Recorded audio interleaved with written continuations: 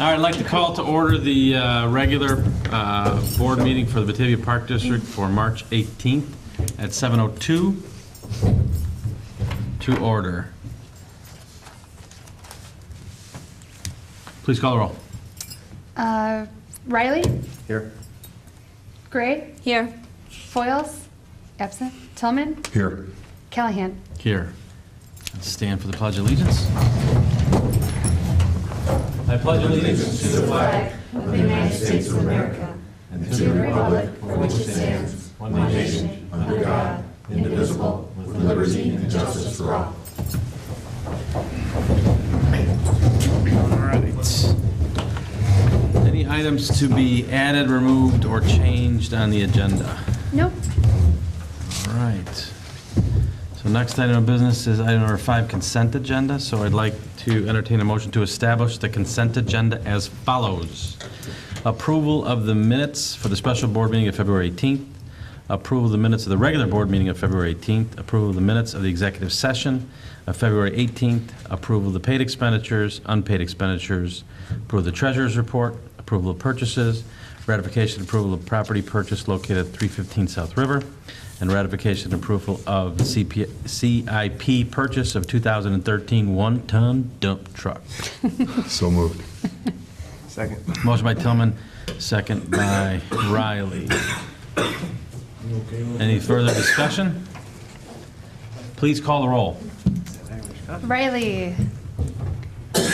Yeah. That was my pen. Vote. It's okay. Vote on the consent agenda. Foils? Absent. Gray? Aye.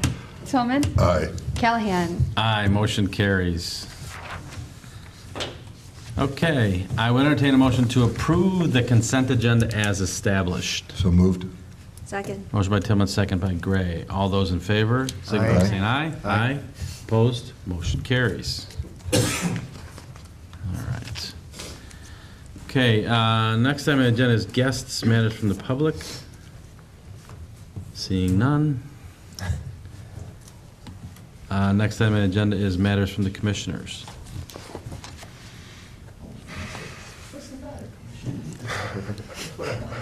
I got nothing. How can you follow I that? know, right? I got nothing. I could have had a whole bunch to say, but. Eric had his Fruity Pebbles for breakfast. Right. John's distressed about the seat of his favorite NCAA team. That's Aww. IU doesn't even have a seat. All right. Next item on the agenda is correspondence, and we have none this evening. No, we don't, but Wow. I'm sure we'll make up for it in the long run. Oh, I'm sure. So, next item on the agenda is announcements. Director Miller, you're on the floor. Thank you. This is for March 2014. All ages are invited to hop on over to the Park District's annual Easter egg hunt on Saturday, April 12th. The egg hunt will once again be held at West Main Community Park, and directions are available on our website at bataviaparks.org. Come early to take your photo with the Easter Bunny, and kids will be divided into age categories, and the hunt will begin promptly at 10 a.m. Don't forget a basket for all your goodies. And don't let your four-legged furry friend miss out on all the Easter fun. Dog owners are invited to bring their dogs to the Batavia Bark Park at West Main Community Park to hunt for treat-filled eggs following the regular Easter egg hunt on Saturday, April 12th at noon. Registration begins at 11:30 a.m., but owners are invited to come early to browse a variety of sponsor booths and take home pet-friendly products. A portion of the proceeds from this event will benefit Anderson Animal Shelter. It's not too early to think ahead to summer. Hall Quarry Beach season passes will go on sale next Monday, March 24th. The first 100 individuals or households will receive a complimentary beach ball. So stop by the Eastside Community Center or the Civic Center during regular business hours to purchase your passes and gear up for summer fun at Hall Quarry Beach. For more information, please call us at 879-5235 or visit us at bataviaparks.org. Thanks, Carrie. Okay, next item on the agenda is affiliate reports. We have none. Or We do we? not. And just so the board knows, I am working on a PAF, Partner Affiliate Friend, recommendation to the board. I'm also working in conjunction with the volunteer committee on next steps to that program. So we'll have a full comprehensive presentation to give to you next month. Okay, great.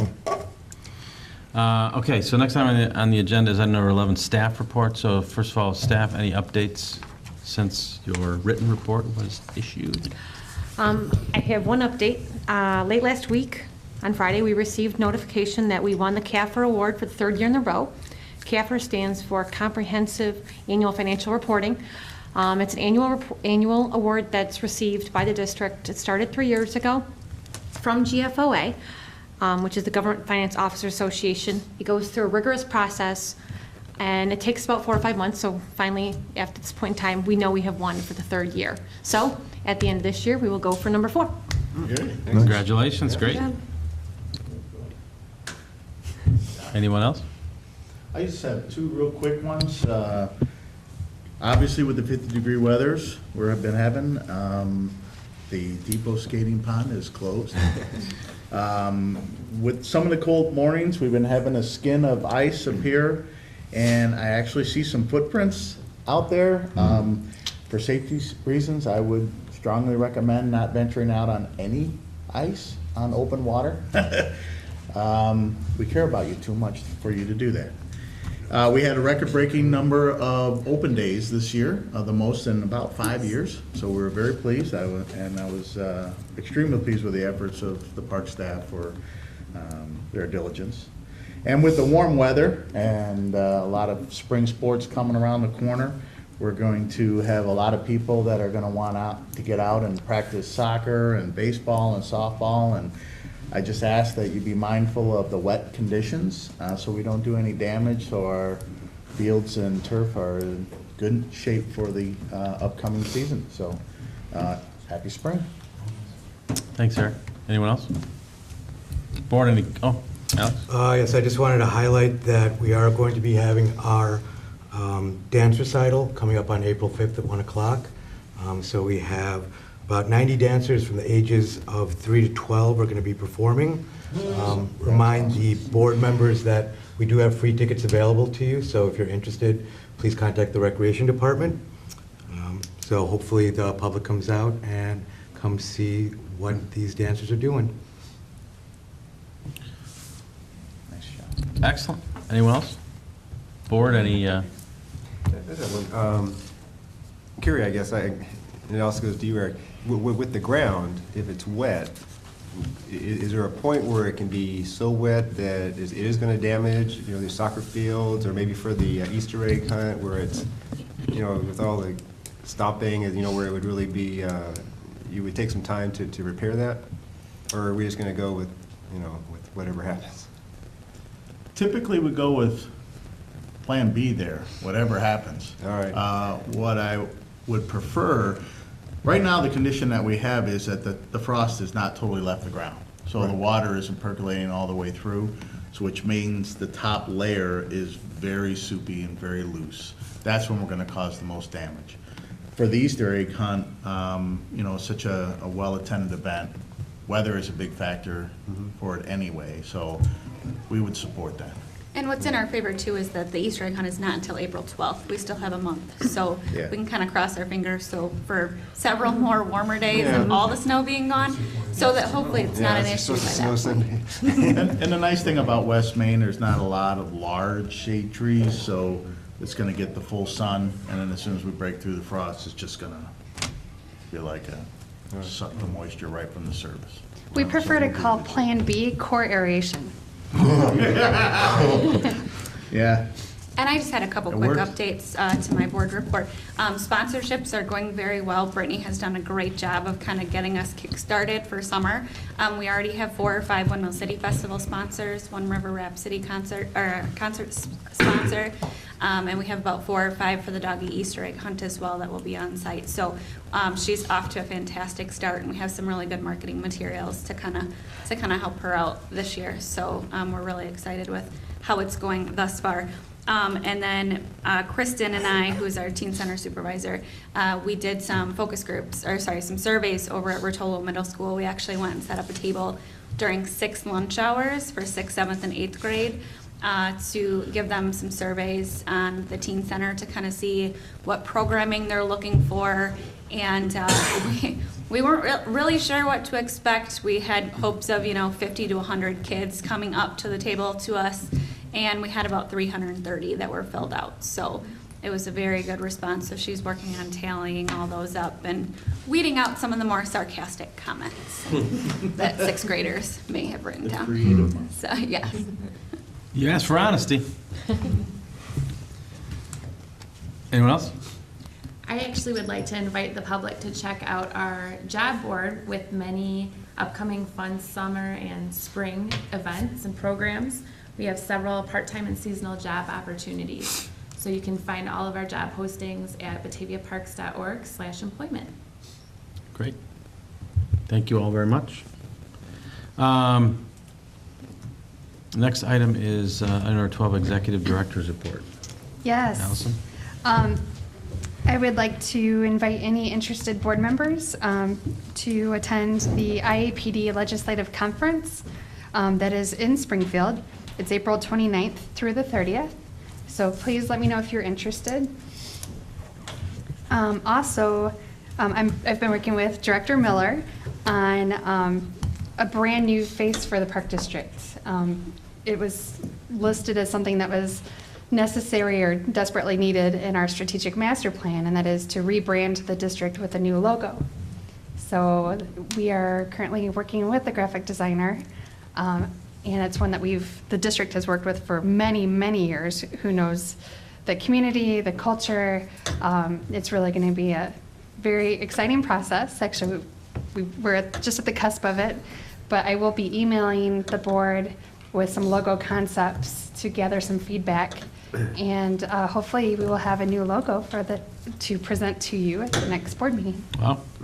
Cool. That's And if impressive. not the next board meeting, then maybe through an email after the next board meeting, but before May 1st, before the next fiscal year. Okay. All right. Board, any questions of Allison? No. All right. Next item on the agenda is presentations. Jim? Hi, I'm starting from over here tonight. I wanted to welcome tonight Garrett Prince. Garrett is our risk management consultant from Paderma, and he is here tonight to present us with our accreditation plaque for our risk or our loss control review. So, Garrett, please. Right now. Yeah, go right now. Well, good evening, and thanks. Thanks for having me here tonight. I really do appreciate it. I actually enjoy coming out, meeting with the staff again and the board for the first time here. And the reason I enjoy it because it's a happy time. It's a good time. Paderma is the Park District Risk Management Agency, the acronym for that. And as a risk management consultant with Paderma, I currently work with about 40 park districts, forest preserve districts, special rec associations. And a large part of my work is providing guidance and direction on safety, loss control, risk management programs. Combined with that is on a regular frequency we come out and evaluate each district's existing risk management program.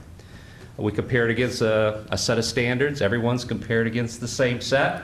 And what I'd like to say here tonight is that the Batavia Park District went through this in 2013. We completed the review looking at all departments within the district. You again, scored at a very high level of 96.11%, which is fabulous. But even more so, it's been a consistent high score in the loss control review over several years, scoring 97, 98, 96%.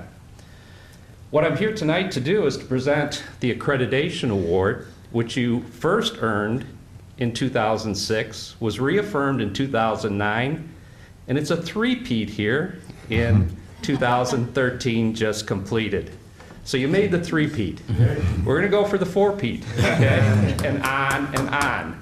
So it's with great pleasure that I would like to present the board president in recognition of the the board's activity, the activity of the executive staff, and of all staff of the Batavia Park District. It's my great pleasure in presenting the 2013 Accreditation Award for Excellence in Risk Management, continuing excellence in risk management. Thanks very much. You're quite welcome. Thank you. Very good. Enjoy. Congratulations to all. Look at that. Thanks for all your help and support, Garrett. You know, I would like to add too that Paderma every year, or every 3 years, has a whole listing of new requirements and new standards.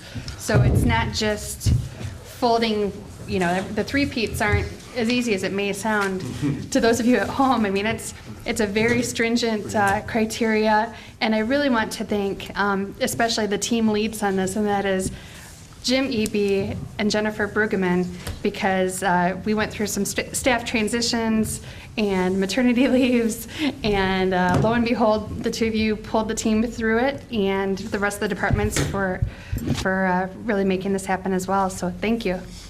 Well, you know, as a board, we certainly appreciate you guys making us look good. We really had nothing to do with it.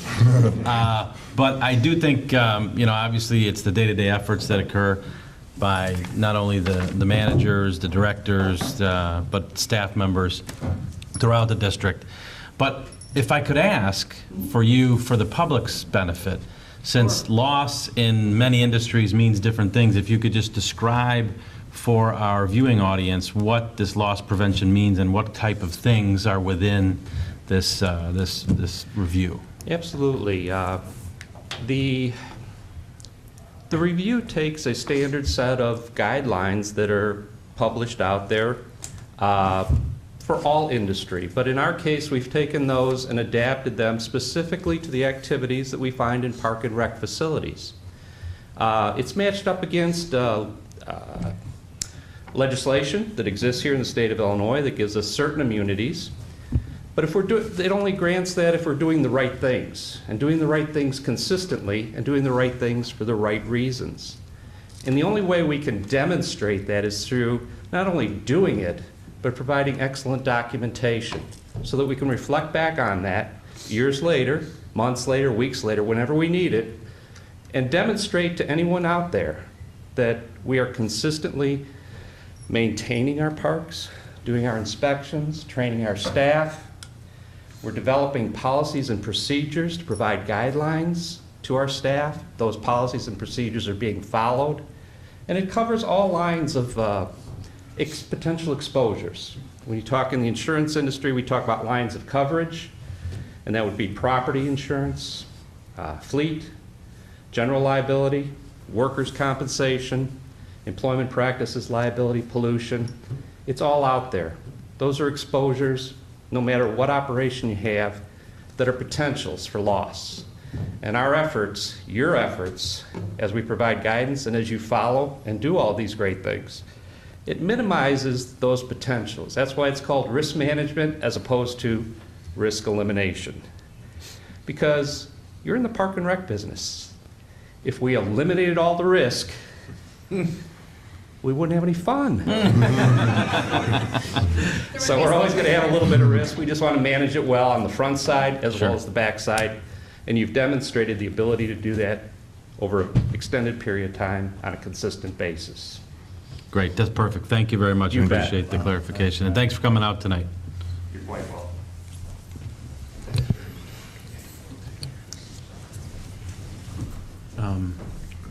Did we formally welcome Alex, or did we do that already? Okay. All right, so next item on the agenda is new business. We don't have any old business. 15A RFP timekeeping system. Yes, that would be me. As a board directive, I was requested to look at timekeeping software for the district. Once an RFP was written, I sent it out to 8 vendors. We had 4 pre-interviews, which would basically be, they came in, they asked questions about that RFP, and they also asked operational questions of staff that were there. We had 2 respondents, and we also had 2 demonstrations with department heads, or sorry, with department liaisons, the people that would use it the most. So once that all had happened and and went through demonstration process, a lot of discussion with a lot of people that actually are here right now, we are recommending ADP, which they are offering a service, a software first service, which means that we are not going to be hosting the anything on our servers here. It is all off-site. It is a service because also we are being charged per person per usage versus having a piece of software which we're charged no matter what we use. That is an excellent benefit for us, especially during the summer season where we have a lot more payroll, a lot more people using that service, and then for the 9 months after that, we don't have as many. So it actually kind of ebb and flows with what we do as a district on a day-to-day basis. Some key things we did look at was management reports because we really don't have that today because it is a completely manual process.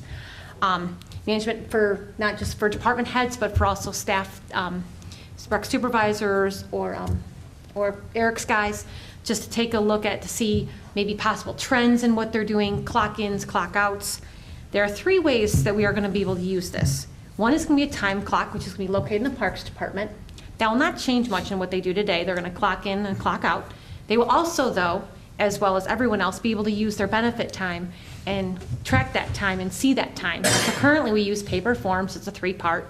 We send it around. It comes back around. So this is actually going to be a completely electronic process where, let's say, one of Eric's staff will ask for a day off. He will approve it. Then it will actually go into his timesheet. So he doesn't even have to come back later and put that time in there. It's already there. And then it just goes through the process. The second part is going to be a call-in process where using a phone, you can call in your time. That is especially necessary because we have so many off-site locations that we would not be able to have a time clock and there aren't computers available. The third will be a web check-in, which is basically just being at a terminal. It can be a dummy terminal, just needs access to the internet, signing in and clocking in and signing out. Some other things we did find that are wonderful with this product is it exports to our financials, which is obviously the biggest reason that we're trying to reduce all the time entry in the payroll side. So it's going to export out directly into MSI. We also obviously looked at price, which is on the 3rd page here, seeing that over 5 years there is a cost savings compared to the other system.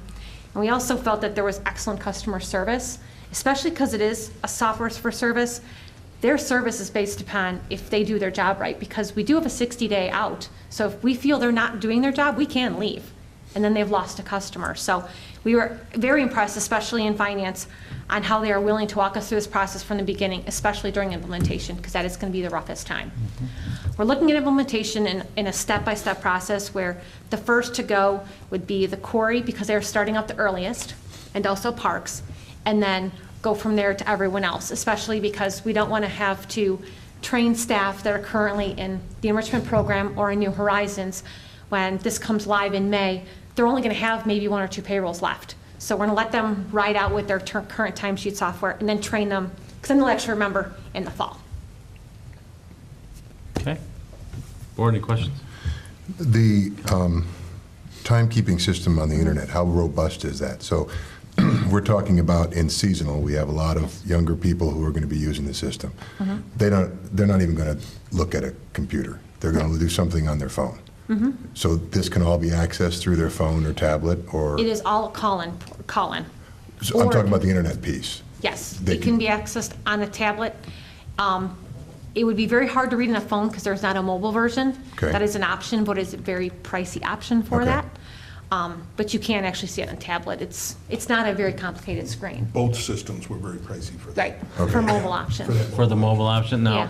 now let's define pricey. The quote was $7,000. For how many build an app. users? To build an app? To build the app. Oh, the app They don't isn't even built. oh. And then They there's don't- users after that. It Okay. was, It's a custom app. it was Right. custom, it's Okay. custom made. But the nice thing is, with your talking about seasonals have a lot of positions, the administrator controls what positions what time entry codes they have. So if you have someone that has multiple positions, they can only choose the ones they have. So if they're a lifeguard, they can't accidentally clock in as a swim instructor because they don't have that option in their list. So that's all gonna be custom built. We already currently house that inside of MSI. So just getting it out, reformatting to what they need, they'll be able to put that into their software. And we can always maintain it if someone drops. you know, if positions change at any times, we can always just go through and make those edits. So who will do that piece here? You will do that? Yes, myself or Tammy. So right now, you'll have a time clock in the Parks Department, the maintenance shed. Yes. Will you have a time clock at the quarry? Oh, currently, right now, no. Alex and I have discussed that, and Or would it just be a computer? we're going to use one of the 3 computers. If that does not fit what Alex needs, we can, at a later date, lease a time clock. That is fine. So he's made the decision to try it for now and see how it works. It's kind of more of a cost, just looking at it. I think if we can log in with, like I said, on because, every time they come in to clock in, it's not when the public's there, so we have computers available. So if we can use those computers to clock in, I don't think it's worth the cost to get a time clock at this point. Sure. If we see that it's not working, we can always add on. Yeah, yeah. That might be. Yeah. Or I think a couple of dedicated tablets might also be a consideration that could be I mean, you know, they're very inexpensive, and if as long as you have Wi-Fi access or some ability to access that, it certainly makes some sense. And, you know, the reason I asked about the seasonal is that, just to your point, that in the summer, we have a ton of younger people who, they're out on the field, they're in a gym, they're wherever, and we have a habit that they don't do their time sheets, you know, in a timely manner. So the easier we can make it for them, the better, you know what I mean? Because I know for a fact that some of them do 3 months at a time, right? You've seen it. Great. It's a pain. So if we can tell them that, hey, all you need to do, it'll be difficult to do on your phone, but if you have a tablet, you can do it there. Or if there's, for some of the bigger sports programs out on fields, if we had a tablet that can be, everybody just enter your time, you know, at the end of the day, end of the week, or whatever. We could get a handle on getting some of the younger folks to do their time in a more efficient manner than what's happening now. Because I know, you know, we scream and yell all we want, but the kids go home and they don't send back in that spreadsheet that they do now. Well, the beautiful part is that this is all real time, so the supervisor can just look to immediately know who has or who hasn't submitted it, and they can either text them or you just call them immediately as soon as they find out that it hasn't been submitted. Out of curiosity, how does the call-in work? You call a 1-800 number. It's a username. Everyone has their own unique ID number, password, and then it just clocks you in like this. As long as you're a single department user like ourselves. Now, if you're a multiple user, like if you have 3 positions, you'd have to choose which position you want. So do you put in what time you came in and what time you leave? No, it tells you. It's caller ID. It's calling. Oh, it's just. You call when you make that start. Yeah. Oh, and you call when you end. Yeah. So it knows exactly when you start and when you stop. Well, is the internet piece the same type of way though, or is it like at the end of the day? It's the same way. So when they start their shift, they have to go on the computer and start. Well, And it won't allow them to log in until, I have a if problem. it's not put in the schedule correctly. that's going to be a problem. There's got to be, there's going to have to be a way for some of our kids who are going out. They're out in the middle of a field. They're not going to have anything out there. So you know, they go out for football, they go out for basketball, and they're showing up at a tournament, you know, 50 miles, 60 miles away from their house. How are they going to clock in their time? They call. Literally, it's a 1-800 number off their cell phone.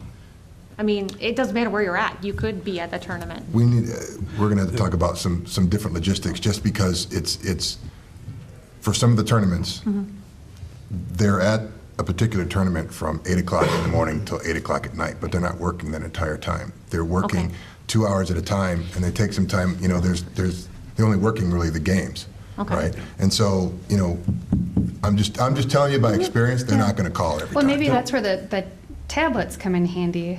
Because if the person in charge of that tournament has a tablet and they can make sure everybody clocks out with the tablet. But some of the onus has to go back on the employees too, to make sure that. It does, but if it's overly cumbersome. Alex, do you have a comment? Yeah. With that, you can set up different employees different ways. So there's actually a way where you can have an employee go in and they can actually type in their time in, time out. So it's not with the clock thing. Plus, there's also the supervisors themselves can always go in and change the time. Oh, I see. So if they miss something, all they have to do is, you know, they're out there at the fields, they call Ryan. That's what I was looking for. So at the end of the day, they can go in and put what time they started, what time they. There is that option, and it's, the nice part is, and it's per employee, so we can Okay. say, all these employees, you have to use a time clock. These employees, you can go in and just type in your times. Right, perfect. And some of it too, like what we were worried about with Eric is if, let's say the clock does go down, that if they clocked in with Eric, they can also clock out with the web version. So there is, because it's all real time, so it's all talking to each other. Right. So it's Okay. not, you'd be able to do that either way. Perfect, okay. I think having and getting a couple of additional mobile devices like tablets that are large enough that really virtually become the time clock. And the time clock is mobile, it goes wherever, or you can permanently mount them on a wall in lieu of renting a time clock and just have it so that people had access to it in real time. The biggest challenge with this stuff is, and I've been doing time clocking in my business for 10 years, and we've changed systems twice.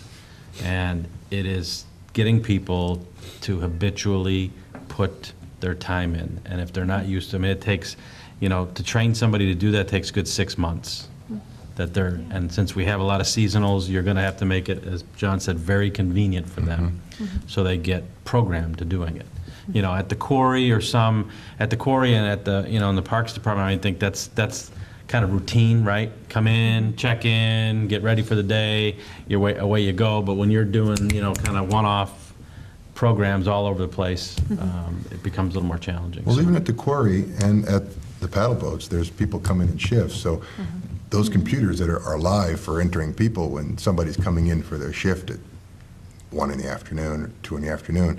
So to say, hey, stop checking these people so I can clock. I think a tablet mounted on the wall or a tablet in the supervisor's desk somewhere, you pull it out, boom, they can check in and be done with it. Something dedicated to the timekeeping would be inexpensive to do and would help with that process of time, of being able to clock in. And like at the paddle boat, same thing, something you keep in the shed, because I know some people who have worked at the paddle boats who are very close to me.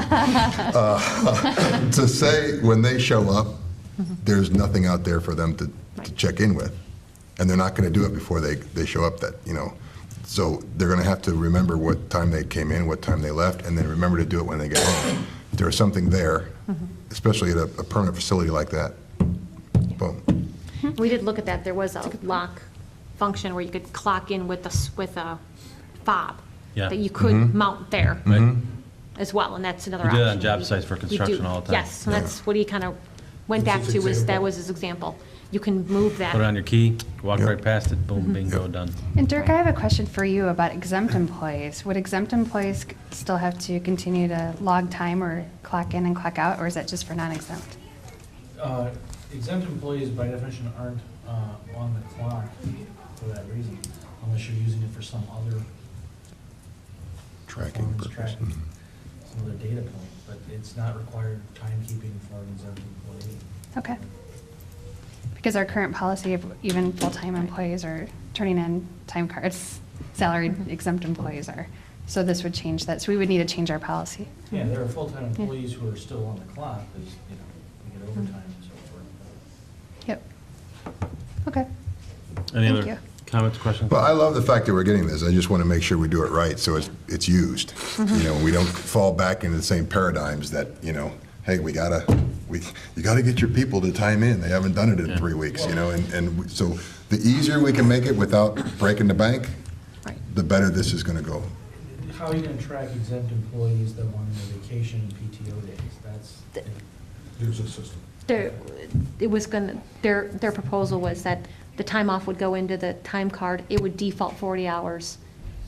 So if you worked one day, it would take, vacation one day, it'd say 8 and have to pay out 32 regular to make 40. As long as there's a tracking system, Yeah. that's the answer to your question. That's the only way to get I'm in. sure you're using timesheets now to track benefit, vacation, and PTO. Yeah. And as long as there's some other way to do that, you don't have to worry about time. Okay. Alex, just want to say. I just wanted to mention that it's funny, because at my previous position, we were just doing the same thing, going over the time software, so it's kind of nice, because I already had to go through it and saw a lot of the Live through the problems. growing pains of it. Yeah, like I said, this system will definitely work well, and it's so customizable that I think it'll be a good thing in the end. Perfect. And will save money also in the end. I noticed our overtime and stuff changed a lot once we started that timekeeping software. All right, Great. perfect. Okay, so I would entertain a motion to exercise the master accounts agreement with ADP. So moved. Second. Motion by Tillman, second by Gray. Subject to council's review. Subject to council's review. Still so moved. Still Second. seconded? Still second. Still second. Any other further discussion? Please call the roll. Riley? Aye. Foils? Absent? Gray? Aye. Tillman? Aye. Callahan? Aye, motion carries. Okay, next item on the agenda is approval of ordinance 334, declaring the necessity and use and authorizing the transfer of property for the benefit of the Batavia Park District. Jim will take this one. Glad you had to read that. This is another land transfer issue that we are dealing with the city of Batavia. Fox Trail Park on Fox Trail Drive down the southwest corner of town. There were 3 parcels originally that were developed, or not developed, but dedicated by the Beechin and Dill Development Corporation back in the early 90s. The city was given all 3, and we were supposed to get one of the 3, and it just never quite happened. We have a park facility there. We've had it there for many, many years. Playground and plaza and bike trail, and it connects to the Prairie Path. It's a nicely used little piece of property. However, we want to get that cleaned up. This is the first step in that process. This is exactly what we did back with the Mike Wild piece, where we have to declare the need, and then they pass it, and we pass it, and it's all done. So if there's any questions, So I would entertain a motion to approve ordinance number 334, declaring the necessity of use and authorization of the transfer of property for the benefit of the Batavia Park District. So moved. Second. Motion by Tillman, second by Gray. Any further? So this is the first step in essentially taking over the property as Park District property from... Getting it deeded to us. Getting it, right, Yeah. on the books, on the legal owners of it. We've been taking care of it already. All right. yeah. It's like building a house on somebody else's property. Right. That's- Hey, if they don't mind. That's just official. They never said no. Yeah. Good point, Kurt. All right, any further discussion? Okay, call the roll. Riley? Aye. Foils? Absent? Gray? Aye. Tillman? Aye. Callahan? Motion carries. Yes. Okay, so next on the agenda is program review third quarter. And I would like to take this opportunity to welcome our new Director of Community Recreation, Alex with a K, Breedis, I before E except after C. I think I'll start introducing you like that from now on. Alex originally hails from Illinois and worked at the Wheeling Park District, and then he moved on to Rifle, Colorado, where he was the Director of Recreation for that wonderful municipality. And he brings forth a lot of innovative ideas and a fresh perspective and a lot of talent. So welcome, Alex. Thank you. Welcome. Thank you. So for my first report, I'll go over some, Everybody else that starts has to come across this walk of shame. I don't know why he would be exempt from having to get up and come and shake our hands on the walk of shame around the thing. Perhaps you missed the rifle.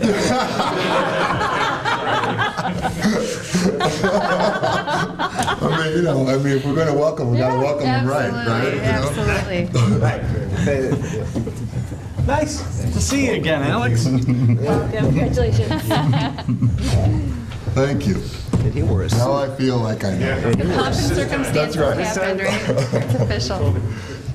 Wear a suit. Alex, but I do have to say this for you. Better get him a shirt. Get him a shirt. You have stepped up the dress policy for your coworkers. So I don't know. Eric's gonna have him in that pine tree out there. Pine tree out. Pine tree. It's a spruce. Well, we're very happy to have you, and we look forward to many reports. So please, take the floor. Perfect. Yep. So like I said, I'll start off with my first report, from the third quarter, which, like I said, I wasn't here during that time. But, so I'd like to thank Amber Smith, the interim director, and for Rita for compiling this report. So when I got this report, what I kind of did was I looked at it to see what things would jumped out at me during it, so I'm going to highlight those. First thing that I noticed that the dance revenues were low and the expenses were high, so questioning why that is. For the revenues, it's due to us not having a dance recital yet. Like I was talking before, that's going to be on April 5th. That brings in about 500 participants at $5 a pop. We end up making 2,500, so that'll show that we'll have an increase in those revenues. Expenses are high because we did some capital improvements to Camp Hall, which included putting in the new floor. We did some painting and put on some wall-mounted bars. So once again, that makes that graph look a bit higher just because of the capital improvements where we didn't do those last year. And then next year, hopefully you'll see that graph come back down again. Next thing I noticed was that our kindergarten enrichment revenues and expenses were both high. And I found this is due to our enrollment increasing by 25%. So with that, of course, the more people enroll, the more revenues we get, the more expenses, or the more, also the expenses increase because we have to use more supplies. And then finally, the other one that I found was that New Horizons preschool, the revenues were low, and this is due to from what I've heard, other preschools opening up in the area and our numbers dropping by about 30 kids. So hopefully we'll be able to get that up, change some things up, do some things that we can get those numbers back up next year. So looking at this report, what I propose, what I'd like to do is change the report up a little bit for the next quarter. Reflect more of how I look at the programs and I evaluate them, and I hope that that'll help also with you to explain, more how programs go. Definitely, I'll work with Allison, with Rita, and everybody to make sure that it all fits. What I like to do is look at the enrollment numbers right as a program closes. So once that registration deadline ends, that's when you can start comparing last year's numbers to this year's numbers to the numbers before that. So it gives you a nice comparison. With finances, I like looking once the program ends. After we already know how much revenue we've brought in, how much expenses we have, then it's a lot easier looking at that final number to compare them to previous years. Kind of like when we do it in this report, when we're just looking midway, it depends on where we're in that cycle. I mean, if it's a front-loaded program, it looks like our expenses are huge and we don't have the revenues, whereas and then with the monthly pay, it just changes, if we're doing monthly pays, it changes when the revenues come in. And then finally, also using data from the participant evaluations. So when we're done evaluating the program, we can see kind of the trend. Are people liking it more and more? Is it staying about the same? If it's going down, we know we need to make some changes. So those kind of things that I hope to bring to you at your next report. Great. Well, I'm going to put this on the floor because I'm not going to put you on the spot, but with the change in our fiscal year, does that more closely align with the end of the winter programs, or no? I go like January, yeah, because it's right after, so it'll be basically right after Christmas, start of the beginning of New Year's, and then we'll be able to have a clean cut from our spring to our summer, so we're not in between fiscal years either. The only two programs it impacts are the school programs, then is the enrichment program and New Right, because Horizons that preschool. bridges, yeah, Yep. right. But that's it. Summer could be a little different because June and July, some things are going between both Sure. years as well, depending on the camp when those are being offered. That could be. But maybe the stub year will be a little different, but Yeah. in future years, it should be able to be pretty Mhm. rhythmic, okay? So that's how I'd look at, it's the programs that end in that quarter is the ones that I would report upon. And then, so you'll see all of them throughout the year, just once they're ended. Okay. I just have a comment on basically the preschool program, New Horizons. And I've been at 4 Park District meetings, not ours, in the past 5 months. And each of them have shown a similar decline in their preschool programming.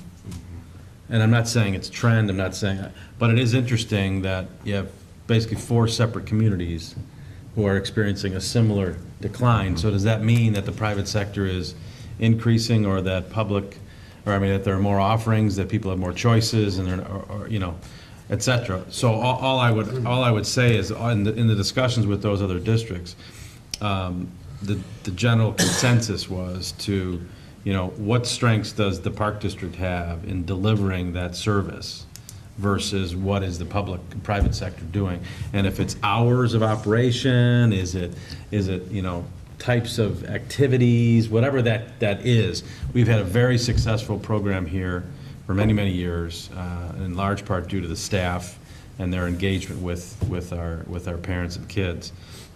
Anyway, just anecdotal information, you can take and do what you want. Another theory that I've actually heard is that people are having fewer children. Remember to say, With the we have to look at economy, birth rate with the trends. downturn economy 5 years ago, people kind of started limiting if they were planning on having another one and said, my husband just lost my job, maybe let's hold off. So I've heard that as well, not just with preschools, but in schools in general. And to Carrie's point, the school district, Batavia School District has seen a huge dip in their enrollment numbers for the kindergarten and first grade groups as well. So there is a population trend that's started. Those are cyclical, though, so Yeah. careful True. to use those things. Exacerbated by the inability of mom and dad to turn over their house and sell it.